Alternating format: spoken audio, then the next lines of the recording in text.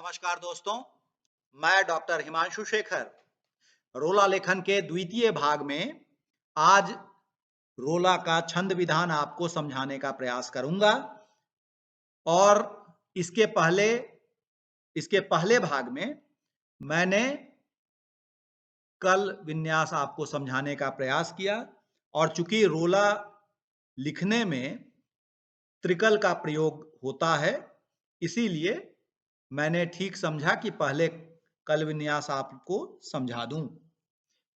तो आइए आरंभ करता हूं कुछ सामान्य नियम से, और उन नियमों को बतलाने के लिए मैं स्वरचित रोला का सहारा ले रहा हूं। और देखिए, इससे अगर रोला निर्माण के नियम स्पष्ट हो पाते हैं तो मुझे खुशी होगी। तो आइए, 4 चरण हो विषम चरण में 11 मात्रा। 4 चरण हो विषम चरण में 11 मात्रा, सम चरणों में देख सजी 13 से यात्रा।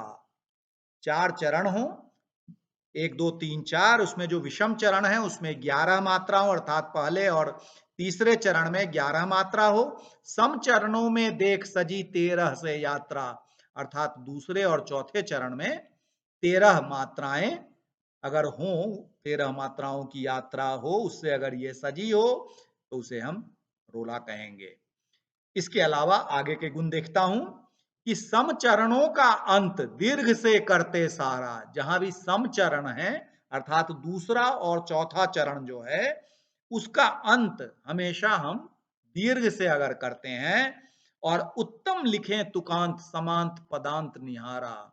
और अगर हम उत्तम प्रकार के तुकांत लिखें, और उत्तम तुकांत का यह नियम होता है कि उसके समांत पद ऐसे हों जिसमें तुक स्वर से आरंभ हो।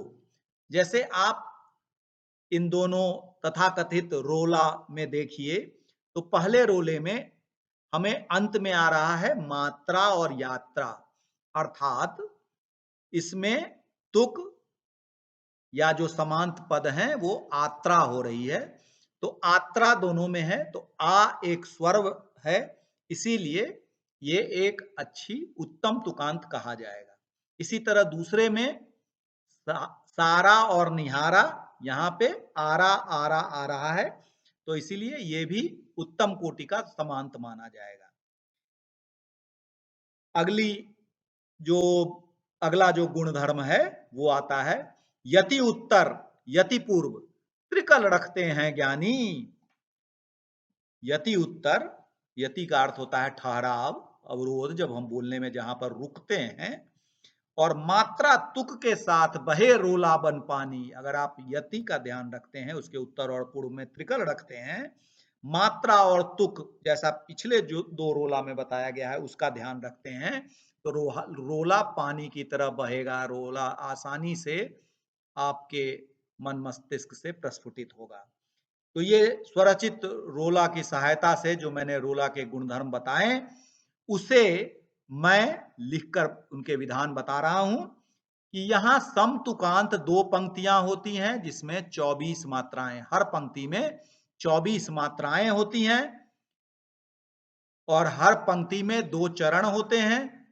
और इस तरह इसमें 4 चरण हो जाएंगे जिसमें क्रमशः 11 13 11 13, अर्थात विषम चरणों में 11 मात्राएं और सम चरणों में 13 मात्राएं हैं। सम चरणों का अंत दीर्घ से होता है, और यति अर्थात अवरोध या अल्प विराम या ठहराव के दोनों ओर त्रिकल होने चाहिए, अर्थात या तो 3 लघु हो या एक लघु दीर्घ हो, लघु गुरु हो या एक गुरु लघु हो। अब हम देखते हैं कि क्या हम इन कसौटियों पर लिखे गए रोला को सही माप सकते हैं। तो पहले में हम देखते हैं 4 चरण हो विषम, 2 और 1 3, 3 6 2 8 9 10 11 मात्राएं इसके पहले चरण में हैं। दूसरे चरण में 1 2 3 2 5 2 7 2 9 2 11 12 13 मात्राएं हैं। तो पहली दोनों इस 4 चरण, पहले 11 13 इसने कितनी मात्राएं सही दिखी। सम चरणों में देख 2, 2, 4, 2, 6, 2, 8, 2, 10, 1, 11 मात्राएं तीसरे चरण में है। चौथे चरण में सजी 13 से यात्रा 2 और 1 3, 2 5, 2 7, 2 9, 2 11, 12, 13 मात्राएं हैं। तो इस तरह जो हर चरण में जो मात्रा विन्यास है, हर पंक्ति में जो 24 मात्राएं होनी थी, दोनों संतुष्ट हो रही हैं। फिर लिखा है सम चरणों के अंत में दीर्घ है, तो यहां मात्रा और यात्रा आ दिख रहा है, तो ये भी आवश्यकता पूर्ति हो रही है। यति या अवरोध या अल्पविराम या ठहराव के दोनों ओर त्रिकल होने चाहिए। तो यहाँ ठहराव अर्थात जो अल्प विराम का चिन्ह है, तो उसके पहले विषम है और उसके बाद चरण है।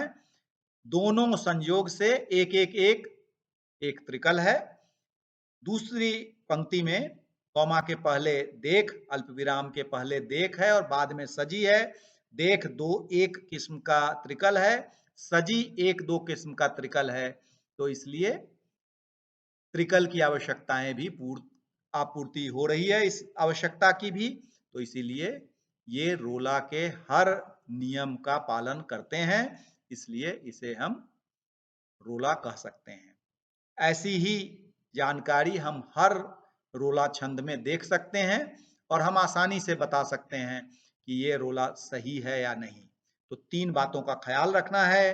पहला, चारों चरणों में मात्राएं सही ढंग से लिखी हुई होनी चाहिए।